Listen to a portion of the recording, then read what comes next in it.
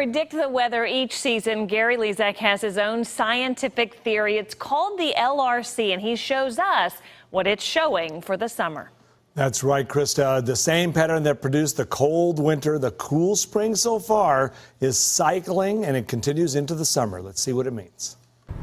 The first day of summer is June 21st, or just over a month from now. And if you have been in Kansas City for any length of time, you know what that means. Pools, baseball, golf, as well as a possible heat wave, dry spells, and of course, increased humidity. The jet stream will be retreating northward, and this will mean an end to severe weather season and hotter days.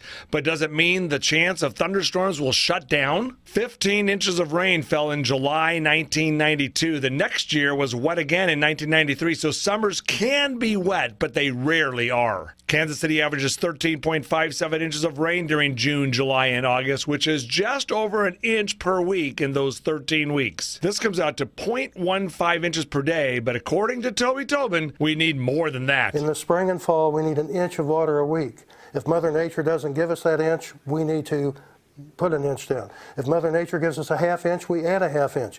You have to have a rain gauge. Each neighborhood is different. There is a drought growing in western Kansas. Will it expand east or contract to the west? We are forecasting a zone of very wet weather this summer between eastern Kansas and the Great Lakes, and we could be on the edge of this possible flooding rain event or possibly moving into the drought. We're right down the middle. According to the LRC, the same pattern that brought the polar vortex during the winter will be returning this summer. More cold fronts, it might prevent a major heat wave. Using the LRC, we are forecasting 2 to 4 stretches of 95 to 100-degree days, around 2 to 4 days in length. So we are thinking there is a low chance of a major heat wave this summer in Kansas City. But these events will come and go, as every weather event in Kansas City does. With that said, here is what we are expecting. Expect near average rainfall, with above average rain just to our northeast and below average rain just to our southwest. It could slide to above average or below average, and this is something we are still monitoring. Rain is crucial to this area, and if we get just the right amount, the corn crops will be as high as your eye by the 4th of July. So, overall, we know it will get hot, but we should get enough rain to avoid going into a drought.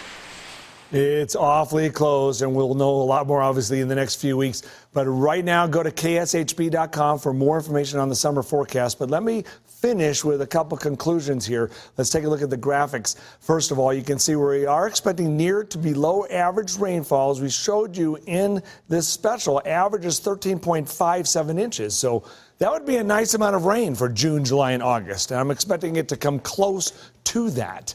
And then on the other graphic, you can see no major heat waves in the forecast, and those 2 to 4 stretches of 95 to 100-degree temperatures only lasting for a few days.